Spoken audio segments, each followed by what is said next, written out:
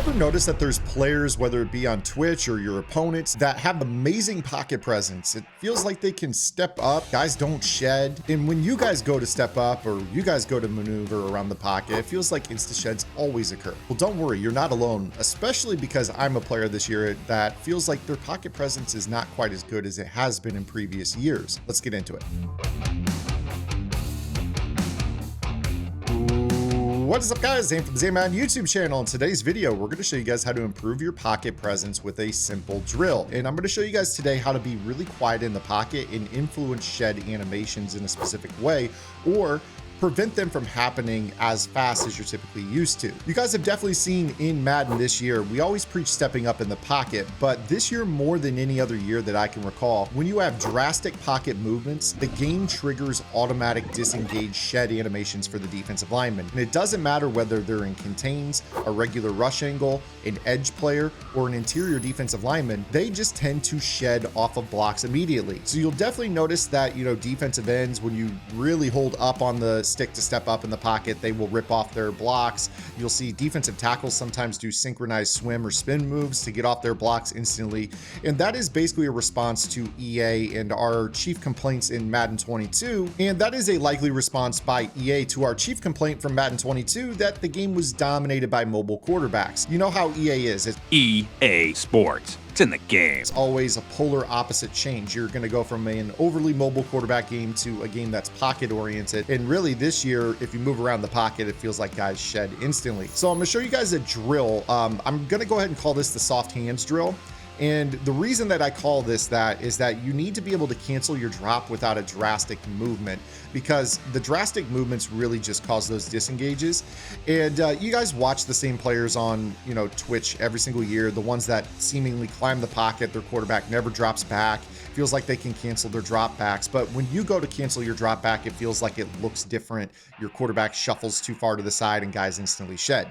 So let's go ahead and do this here. I'm going to show you guys exactly what not to do, as well as what can help you guys a little bit with your pocket presence. So to do this, I typically go into practice mode, all Madden.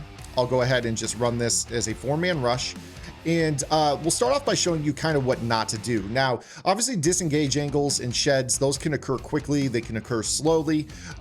So you might go ahead and just hold up on the stick and have some success. But the truth is, if you hold on to the thumbstick for too long in any direction with your quarterback in the pocket, it really causes those sheds to occur. So if you guys get into the habit of when you snap the ball, like really jamming on that button, you will notice that guys tend to shed really bad. Now, of course, I kind of oversold that right there, but you'll kind of see what I mean. If you hold too far left or right, guys tend to pop off their blocks. You saw right there the defensive tackle one, both the defensive ends seem to pop off their blocks at the exact same time.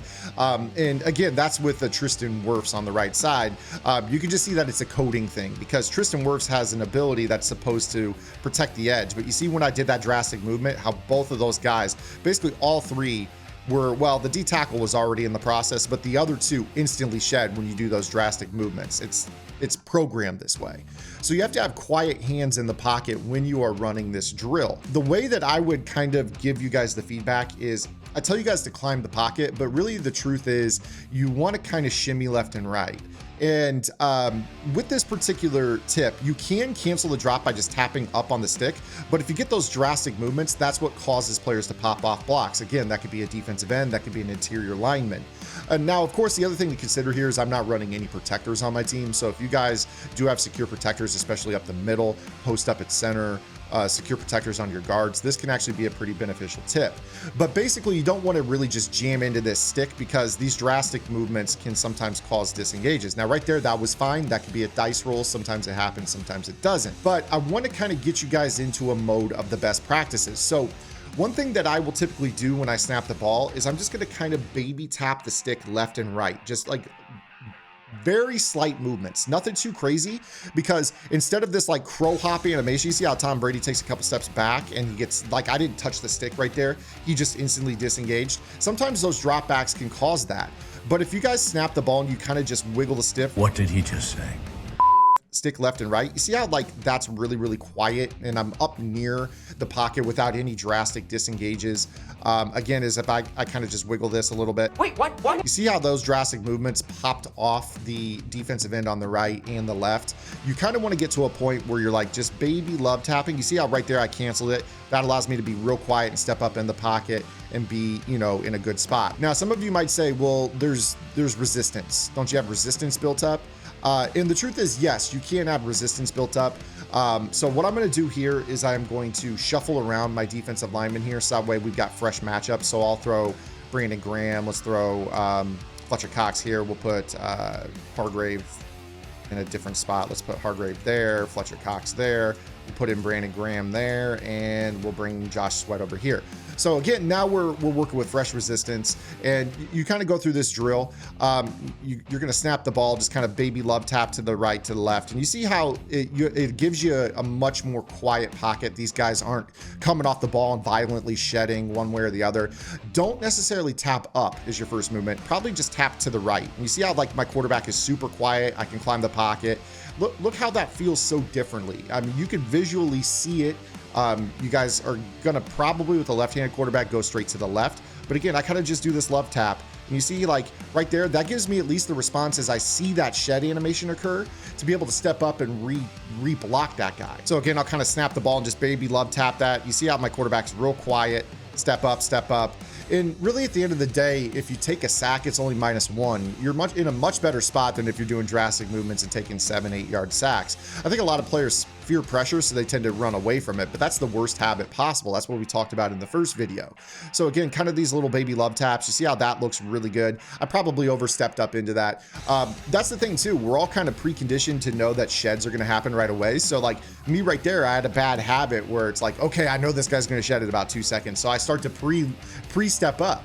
With this, you kind of just let it happen, right? You see it, now you step up, you get them reblocked, and that's gonna allow you to, you know, step up and target a receiver. I'm not setting any route combinations.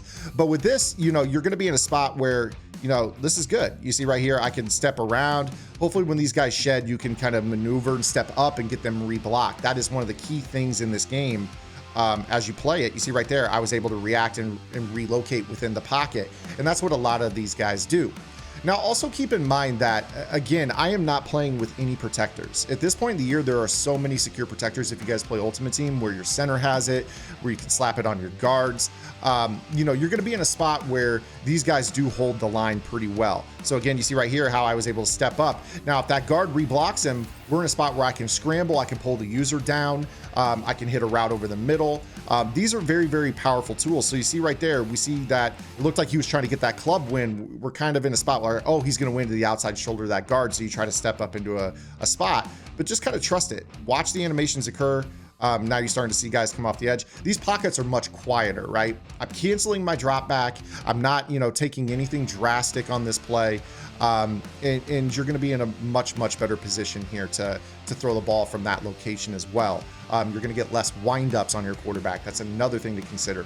When you're 10 yards behind the line of scrimmage, that drag that you throw might be a 15 to 20 yard throw. So you're going to get the medium windup. When you're up near the line of scrimmage, that drag is, you know, a 10-yard throw, so you're going to get those quick animations. Those are other things to consider as well. Another area to consider this particular tip would be under center. A lot of players fear under center because you get those dropbacks. Sometimes those dropbacks are really drastic, and you don't want to be in a spot where you feel like you can't really run some of these plays because your quarterback has a 5 or 7 step drop that gets auto shed. So you see right here on verticals, you see how far back he goes? I didn't touch the stick at all. We'll go into the instant replay and I'll show you exactly what I mean. So on this play, you can see there is a 1, 2, 3, 4, 5, 7 step drop. And in that game, when you get that far back behind the pocket, really once you get about 10 yards or you get close to 10 yards, that's another area where auto sheds occur. You see that back foot touches the line. And, you know, that shed was occurring either way. But in general, guys tend to get off their blocks once you hit that, you know, 10-yard mark or go a little bit further than that. When you're using this tip under center, if you want to cancel this, you kind of do these little baby love taps. And you see, like, now I'm up in the pocket. And that's a considerably different approach, right? The other thing to consider is a lot of times with these 7-step drops, with these deeper drops, that can program the rush angles to take a wider, you know, looping angle to try to get back to that point where the quarterback should be dropping to. That's a major thing people don't talk about. You can kind of cut your drop. You see right here, this looks good. and I can make this throw from right here, that significantly changes things. So, you know, again, this little left and right tap is a really, really good way to cancel your drops. You see, like I could do this right here. I'm now up in the pocket. You know, those throwing angles are much different from this location. It's less break on ball time. It's less windups. It's a lot of everything. So again, as you do this, kind of play through this, of course you can, you know, end up sometimes getting yourself sacked as well because you're too far up in the pocket. But, you know, a little drop like this where you can read. See how I, like right there, I tried to relocate back behind my guard as I saw that animation occur.